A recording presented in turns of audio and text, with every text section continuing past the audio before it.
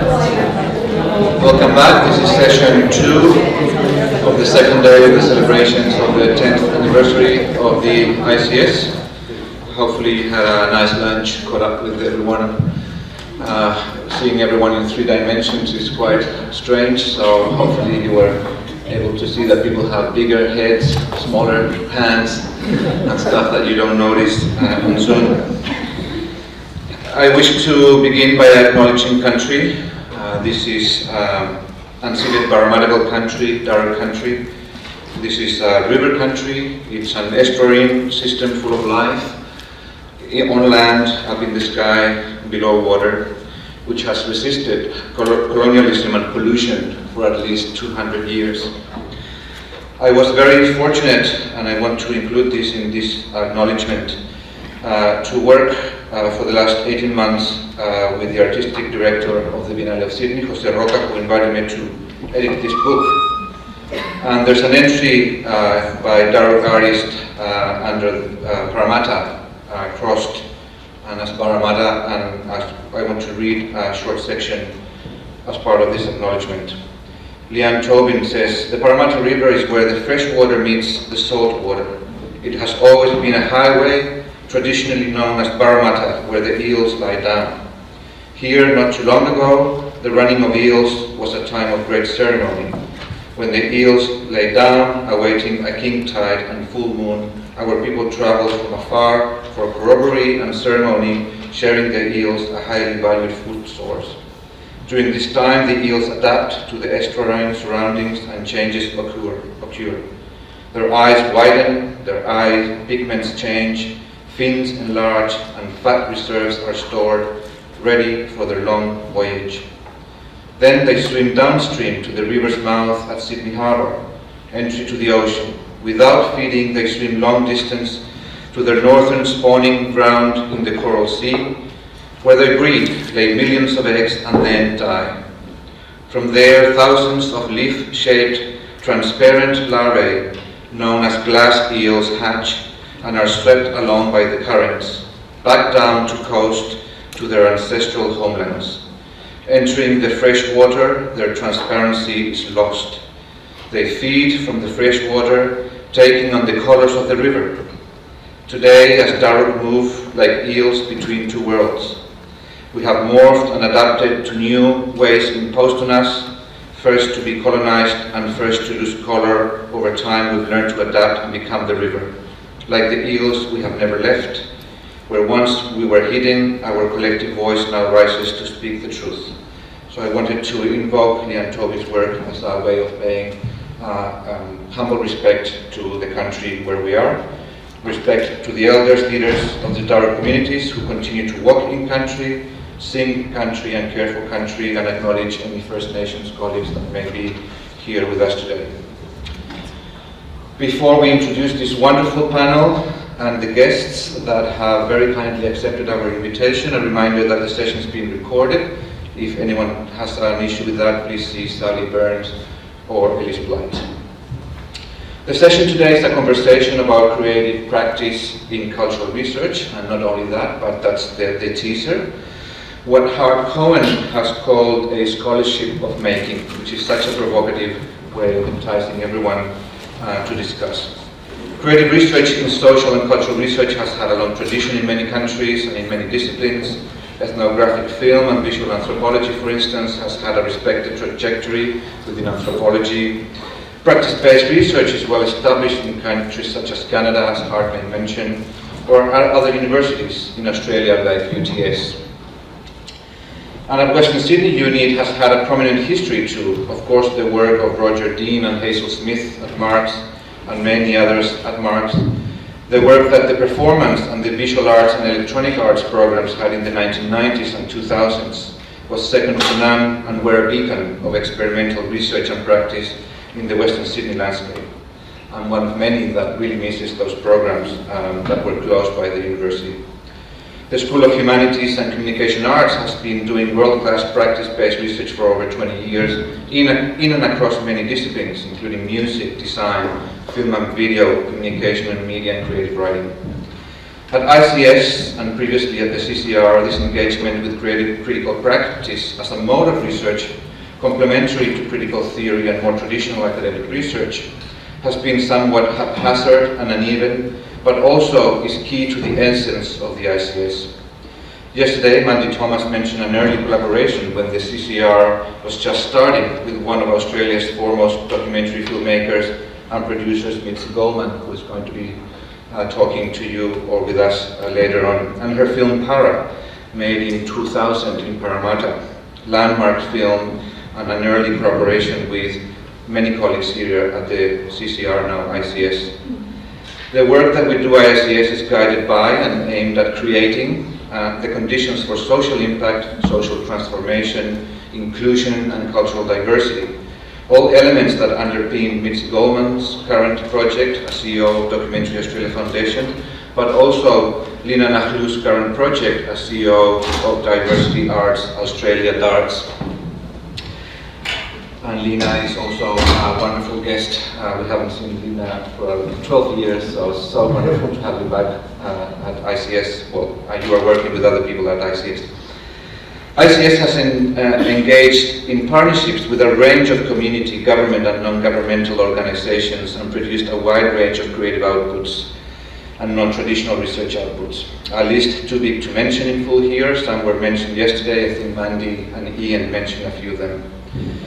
But ICE, now called ACE, Arts and Cultural Exchange, and DARTS, Diversity Arts Australia, are cornerstones of cultural and arts practices across Western Sydney. And ICS and Western Sydney more broadly have had a deep relationship with both these unique and leading organizations, as Lina might tell us a bit more. We heard early on from Valentina Bau and her colleagues who just completed an important report, Media, Art and Stories Enabling Communities' Creative Expressions in Sydney's West. Only in the last 3 years, ICS researchers have produced internationally acclaimed creative work.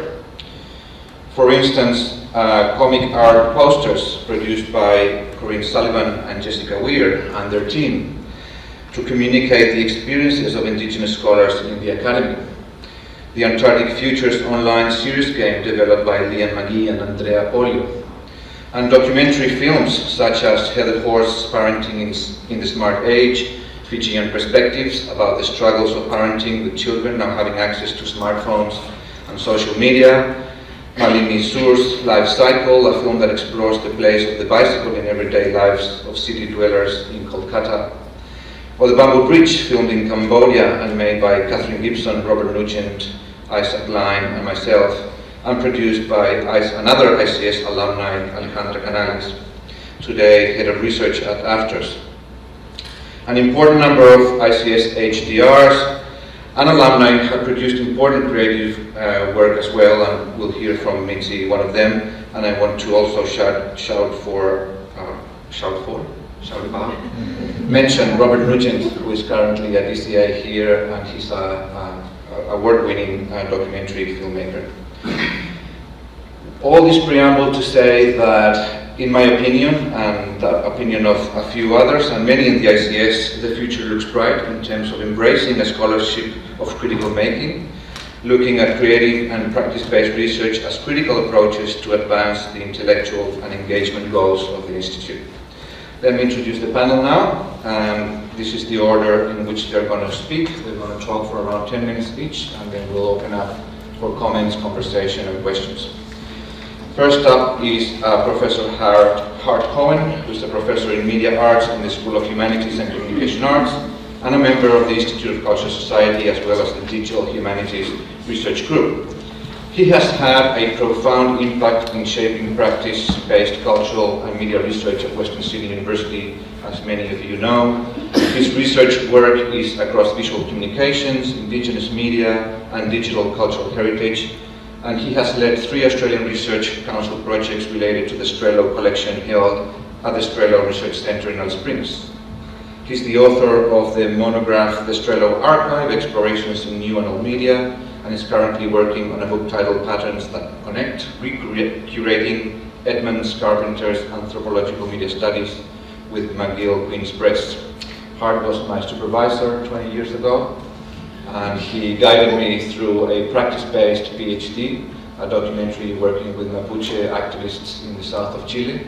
So that was my first experience using practice-based research as an approach to research, so I owe it to Cohen. Mitzi Goldman is a documentary filmmaker and educator with over 30 years experience as a writer, editor, director, producer, and executive producer. She holds a BA from the University of Sydney and a PhD in Cultural Studies from ICS. She held positions such as co-head at documentary at the Australian Film and Television Radio School, and 10 years ago she founded and has been running the Documentary Australia Foundation, which has created a new paradigm for funding, outreach and impact of social impact documentary. She's passionate about social justice, human rights and the power of storytelling to unite and inspire connection and change for a fairer and healthier world. Her films have screened all over the place in festivals around the world, have received multiple awards. She has made commission work for ABC, SBS, ITVS, Arte, NGTI, Channel 4 and YLE, and sold her documentaries to many other international broadcasters. Recent credits include End of the Rainbow, Memoirs of a Plague, both films directed by Robert Nugent, as well as her own films A Common Purpose and Love and Sex in an Age of Pornography. Lina Nachlus has an honours degree in Government and Public Policy Administration, English and Fine Arts from the University of Sydney. This is a weird bio. She was for 13 years Executive Director of Information. You have to blame LinkedIn for this. Executive Director of Information and Cultural Exchange, ICE, with whom we have the pleasure to work in 2007 and 2010. And she has over 20 years experience in arts, cultural and media organization. She has managed screen and digital media initiatives that have engaged thousands of people, particularly women, refugees, migrants and young people. Under Lina's leadership, ICE grew tenfold and in terms of projects and scope. She was a board member of the Sydney Writers' Festival and she established Art Files, an employment and engagement program for Western Sydney artists, the Switch Digital Media Centre, and was a co-founder of the Arab Film Festival and manager of the first 3 festivals. In 2006, she was recipient of an Asia Link Arts Fellowship to Hong Kong, and she sat on the New South Wales Government Arts Advisory Committee. She was named as one of Sydney's 100 creative catalysts by the inaugural Vivid Creative Sydney. Abby Melik Lopez, welcome back Abby, is an associate professor, design studies scholar and engaged interdisciplinary design-led social research and director of postgraduate design studies at UTS. Abby's research advances the critical role of design in addressing the impacts of climate change and promoting the transition to more sustainable cultures and economies. Abby works in applied research context with a range of industry and government partners. Her research practice brings design into relation with a vast range of disciplines that include cultural studies, geography, urban studies, and sociology.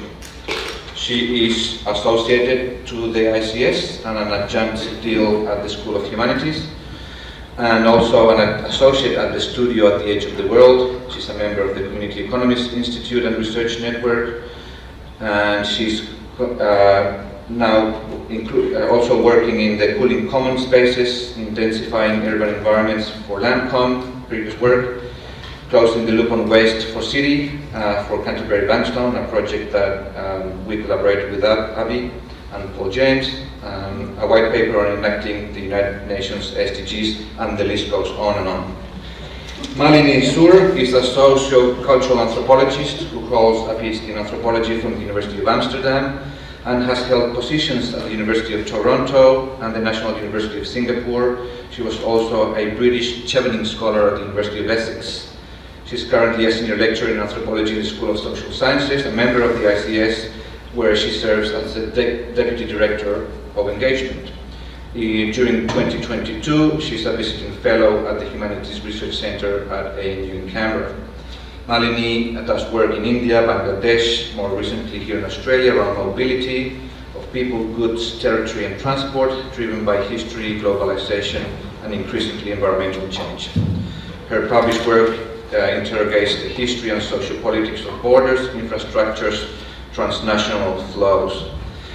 Most recently, she has been, her book, where's your book? Jungle Passports, Fences, Mobility and Citizenship at the Northeast India, Bangladesh, a wonderful book, was published in 2021 by the University of Pennsylvania Press. So we have the most outstanding speakers today, with long biographies. You are first.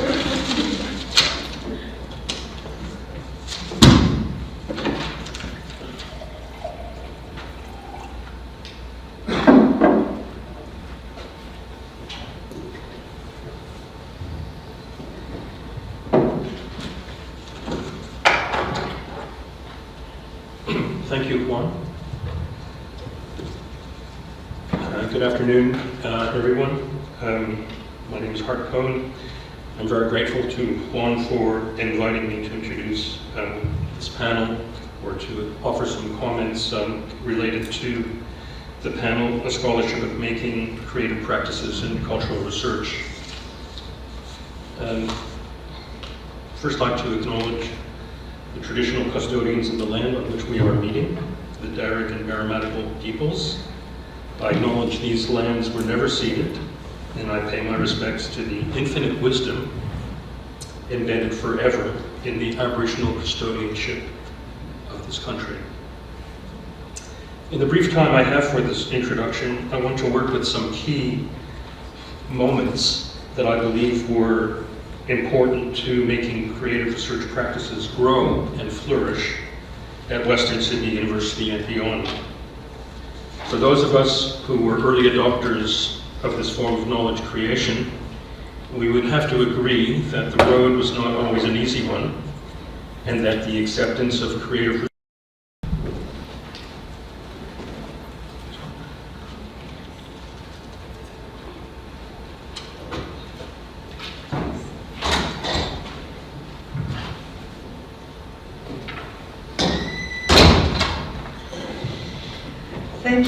Thank you, Juan. Thank you, Hart, and it's thank you for inviting me to be here with you all today. It's quite special to be here. Actually, it's been so many years since I began some of this work, and it's an interesting opportunity to reflect back on. I was just thinking when you were speaking, Hart, that it was probably 30 years ago that I started the work of what became my PhD, which started at Murdoch University in Western Australia with Ian Ang here, and was finally realised here at Western Sydney University with Brett Nielsen as my supervisor. I don't think it ever would have happened without Brett, so thank you, Brett. It's very interesting to sort of reflect on what has happened since then, and I guess it's part of that narrative, you know, and I'm going to speak in quite a narrative way because I'm a storyteller and my life has been formed by that kind of way of framing the world, that, you know, this story over the last few decades, following the threads and how they've woven together, is actually quite interesting in terms of this topic that you've asked me to discuss, Juan. So for me, you know, I'm a filmmaker, I'm a documentary filmmaker. I've been a documentary filmmaker for probably over 35 years, stumbled into it by accident, and there've been a lot of, you know, curves along the road. I think that I've always been very engaged by, you know, an intellectual kind of questioning, and the work that you referred to that I did with Mandy and Ian here, it was a really wonderful collaboration in kind of writing and bringing to life the story of young people in Parramatta, and the way they used the space there in Parramatta. And it's not often I get to talk about that work, but it's quite a precious work that we did together, so it was a very precious collaboration. So going back to thinking about all those years ago of the PhD journey, what my PhD was about. I mean, I've always felt like a, you know, bit of an imposter, I suppose, in the kind of academic space, really feeling like a filmmaker, but got involved in whether this film that I wanted to make, which was about hatred, and how hatred, is part of our identity, both on an individual level, the kind of collective level, and also on the level of the nation state, could possibly be, a PhD. And at the time, there were very few documentary filmmakers that were doing PhDs, and I guess the challenge was always, I think I can say this after 35 years in the industry, that you have to dumb down a lot of your work for television, basically. And so what ends up being a 1-hour documentary for television is always going to be a compromise in terms of the ideas that you might have started out with. So how do you, so I did make a film for the ABC called Hatred. I think I enrolled first in the PhD, made the film. Honestly, raising the money for a documentary is a whole PhD in itself, but that I won't talk about. When I finally made the film and it screened on the ABC, I felt distinctly dissatisfied.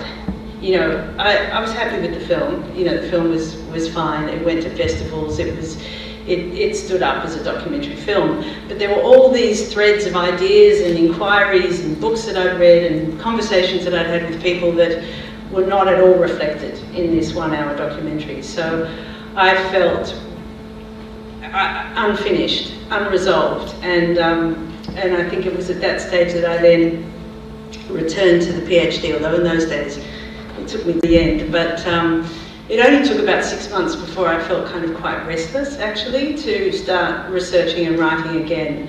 By that stage I was, as Juan said, I was the co-head of the documentary department at AFTRS, and I think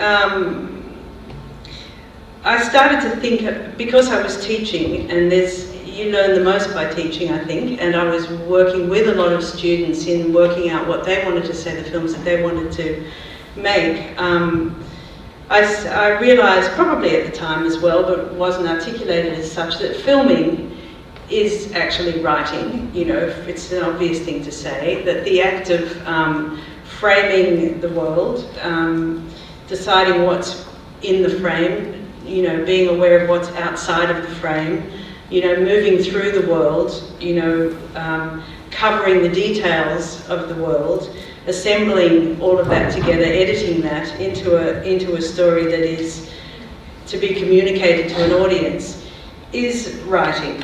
So the importance of, the creative practice for cultural research, I think, of course, documentary filmmaking, you are in the world. It is an experience that's mediated by the camera. It's mediated by yourself and your own kind of filters. But it's not desktop research. It's not, there's a need to understand the context and the history and various political and cultural perspectives, within the world that you're working in, or the story world that you're telling. And I think this is where creative practice and research, in documentary filmmaking, combine and are kind of integrated into a form of writing that, when I was making Hatred, was very much done with the camera. Before I formed a kind of thesis or worked out what it was that I wanted to talk about or write about or explore, I was filming. I was framing the world. I was framing, and then I would watch the footage, and then I would make sense of it, and then I would write, and then I would film, and then I would write, and it was a very iterative process in that sense. So that was the process of making that work, and I think it's been the process of actually everything I've done since then. I think that what I've noticed for sure is that filmmakers, and Ian and I have had many conversations about this, about documentary filmmakers possibly being a bit more in the world of their storytelling than in the context and the critical interrogation of that world or of their process.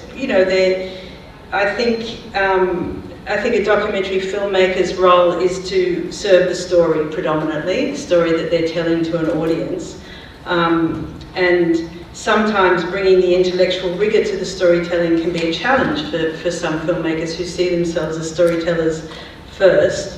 And also that there's a tension sometimes which is about kind of falling into a didactic or a cerebral kind of style of filmmaking that may not connect with an audience emotionally. And so how you balance the kind of narrative imperatives and the audience imperatives with the intellectual rigor you might want to apply. It's always a tension. It's always difficult. Some people are better at it than others.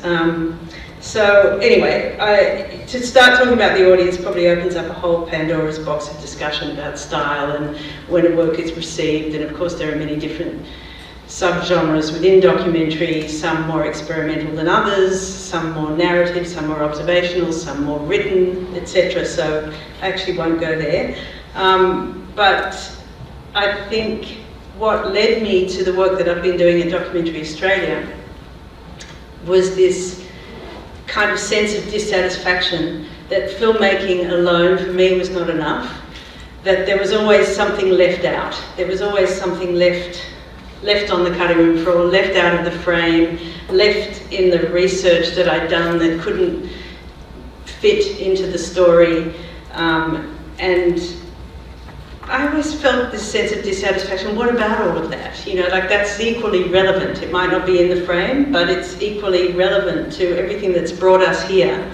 So I would say that a lot of that informed the work that Documentary Australia. So I was approached when I was still at Australian Film and Television School to make the case to a. It's 10 minutes now. Quickly, okay. To make the case to the philanthropic sector about why they might be interested in documentary, why they might fund documentary, and I won't show the little clip or anything. I'll just talk a little bit about the work that Documentary Australia does. And as a co-founder of the organisation, it's now sort of 14 years on.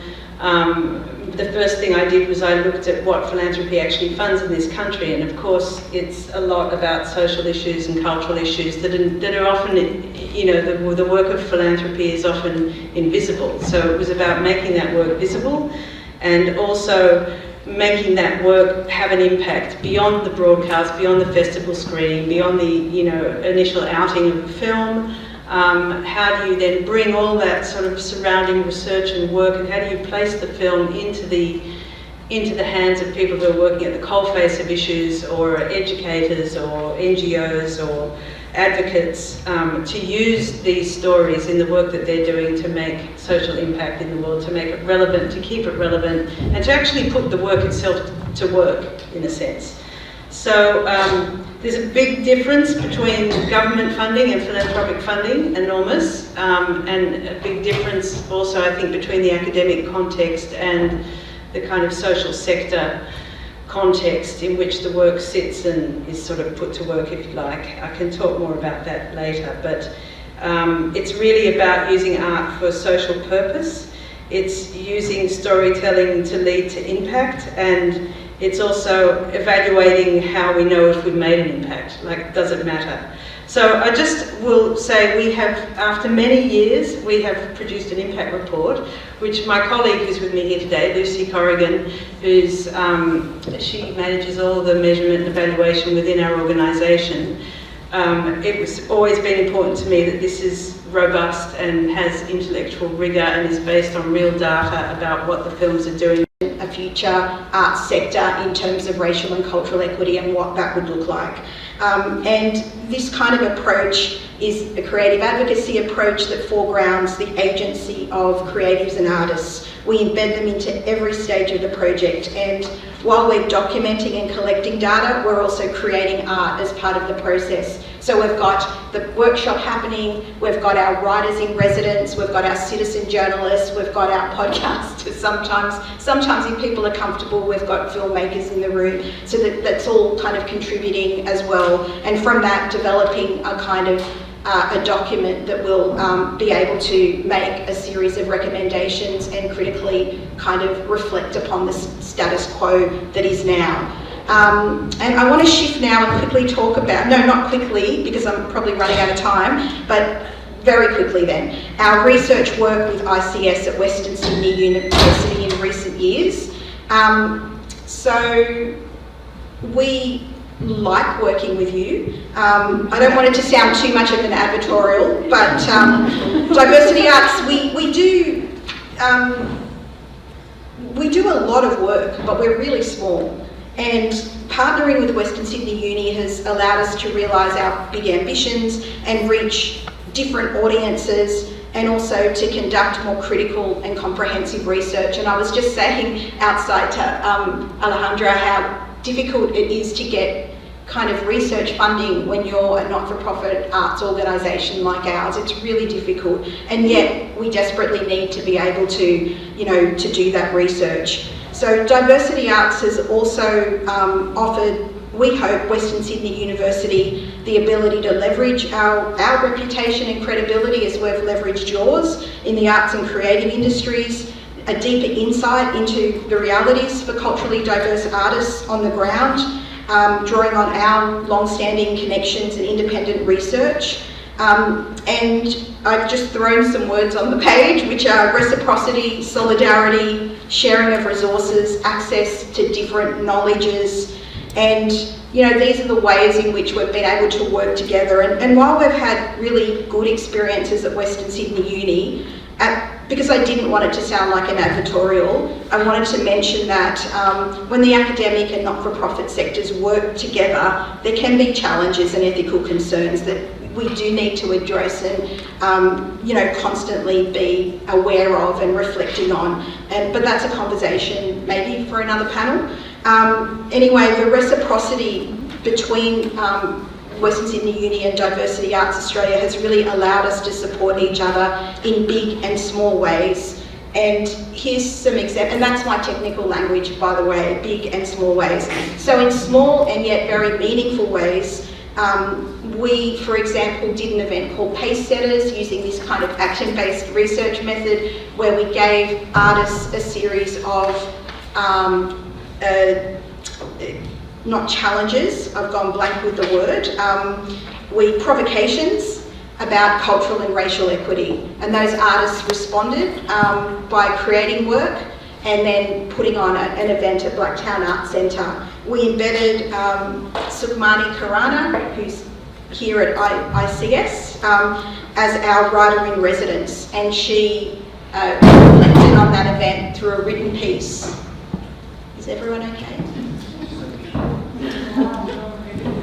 Oh, okay, as long as everyone's okay. I thought somebody fell. Oh my God. Okay, I'm going to go. Oh my God, I'm totally stuffed up. Far out. I feel terrible that I can't mention this, but we did this. Okay, so we did this amazing research called Shifting the Balance, first of its kind in Australia, never been done before. Everyone kept saying, you can't prove that there's an underrepresentation of culturally diverse, you know, leaders in the arts. So we surveyed with Western Sydney Uni, working with James Avaniktakis, who was a co-author of this report, Shifting the Balance, and BYP Group. We surveyed 2,000 leaders of arts organisations, or 1,980 to be precise, and 200 leading arts orgs, and we found that more than half of the arts orgs in Australia had no culturally diverse leadership. That's first, second or third generation in any areas, whether it be board, executive, etc. So we were able to do this report with a huge amount of money, $11,000 from UNESCO, because we were able to leverage the support of Western Sydney Uni, and their contributions were all in kind. And even when it came to things like getting ethics approval, it was your team here that helped us, you know, kind of read the proposal and came to the advisory meetings and were able to kind of help us. And even with things like the contract and the logistics of how we do these kinds of contracts and how we set out this research. You also supported us in a massive way with seed funding with the Creative Equity Toolkit, which I really encourage you to check out. Again, it's a partnership between Diversity Arts and British Council. Seed funding, one of the seed funders was Western Sydney University, and one of the I guess, the advocates for this program that is quite a massive website. It really kind of practical, action-based guide to how to have greater cultural and racial equity in the arts and creative sectors, which has then led us to this project, which ICS researchers, including Sukhmani, are actually collecting case studies for, the Imagine Australia case studies, looking at leading practice in cultural and racial equity. I did count the numbers and try to keep to time. I'm so sorry. Thanks. That's it.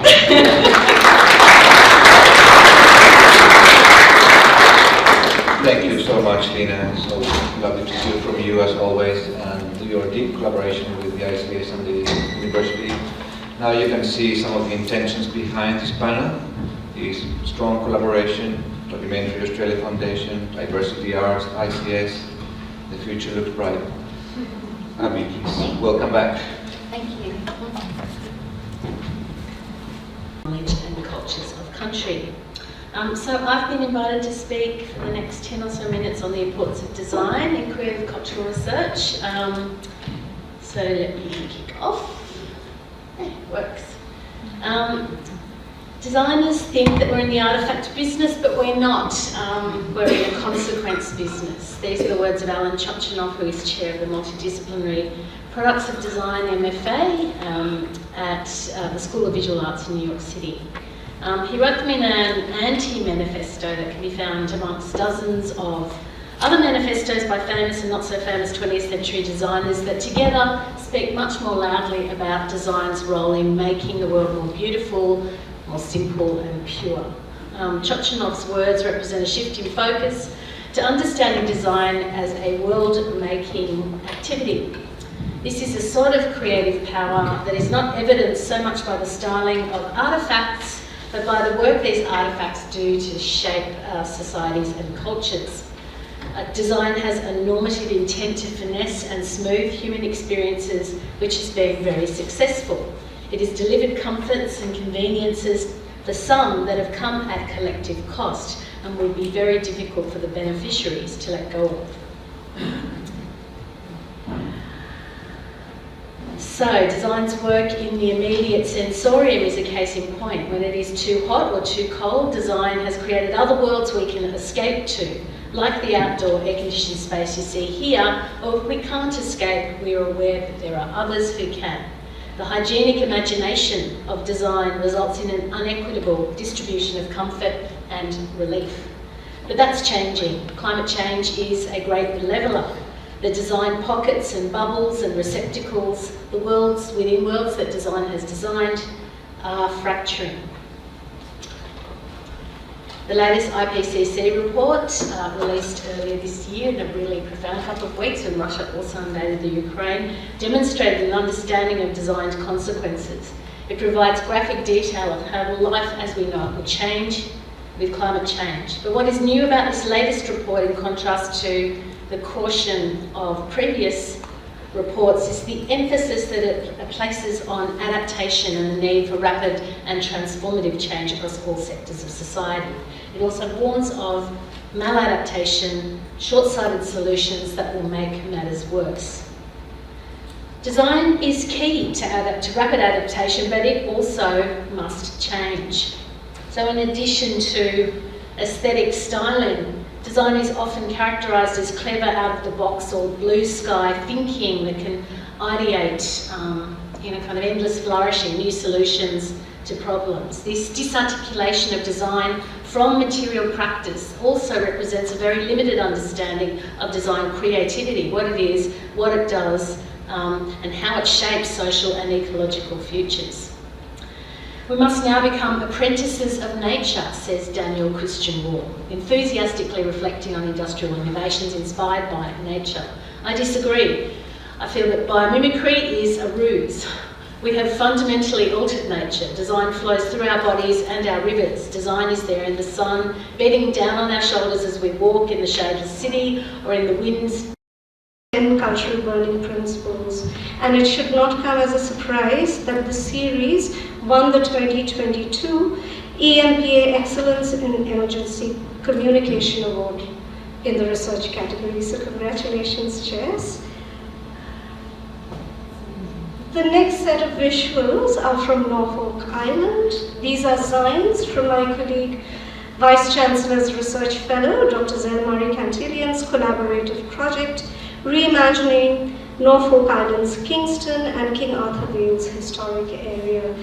And these designs that have been co-produced with residents of this area are the starting point for a community archive that is embedded in this zone. And it's really the kind of cultural praxis that my colleague Zel and her collaborators are developing here, sitting down with the community, mapping emotions, mapping memories, mapping new heritage practices as agency, as praxis, and bringing them all back into scholarship, into research and teaching. So please visit their website. You can see the visuals much more closely. Now in 2013, Catherine Gibson, Jacob Gibson-Graham, Jenny Cameron, and Stephen Healy, my colleagues here, produced a book, Take Back the Economy. Now that was a very different kind of a book because it unsettled the idea that the economy was somehow external to us. And one of the key highlights of this book was that you just didn't read it, but it was also like a handbook, like a guide with exercises, with a lot of practical suggestions to think, to reflect, and to bring practice back into our everyday economic practices. And what happened was, in the subsequent years, through a series of visualization workshops, Take Back the Economy got translated in Spanish, Finnish, and Korean. And here is a workshop that happened in Korea. And at the center of this experience was a place called the Mapo House, which was the scene of democratic protests in early 90s. And it's kind of been a marginal place since that time. And my colleague Stephen is here today, and he can tell you in greater details about it. But what I found particularly exciting while reading about this process is not just the number of people who came together to translate, Take Back the Economy in Korean, but also what that process entailed. And I believe it spiraled into almost 60,000 people, including community organizations in Korea, becoming a part of the broader creative commons that Stephen, Catherine, and others have spearheaded from ICS. Juan has briefly spoken about the bamboo bridge, but if there is one image that stays with me all the time, it's this image of a 1.5 kilometer bamboo bridge in Cambodia over the Mekong River. It's a bridge that symbolizes the tensions between, shared labor, sustainability, villages coming together seasonally to construct this infrastructure led by a local engineer, and its gradual replacement by a concrete bridge. And the kind of tensions, the kind of village politics, the kind of anticipations of a new infrastructure domain through concrete that enters a kind of a rural landscape.